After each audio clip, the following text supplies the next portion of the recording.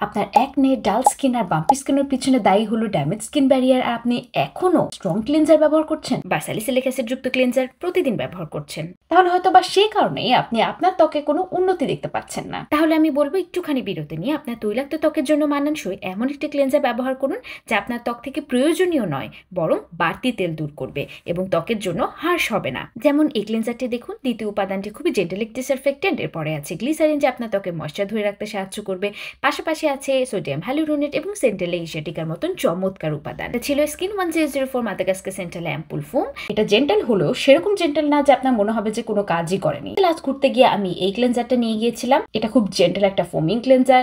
আমার মনে হয় আপনারা যারা ব্যবহার করেছেন তারা বুঝতে পারবেন আমি কি বলছি। অর্থাৎ ত্বক যে পরিষ্কার হয়েছে এরকম একটা অনুভূতি দেয়, কিন্তু ত্বককে একেবারে শুষ্ক টানটানে করে ফেলে না। এবং এগুলোই হলো তৈলাক্ত ত্বকের জন্য মানানসই কিন্তু কার্যকর ক্লেনজারের বৈশিষ্ট্য। এবং এই প্রোডাক্টটি আপনারা পেয়ে যাবেন সাজোতে।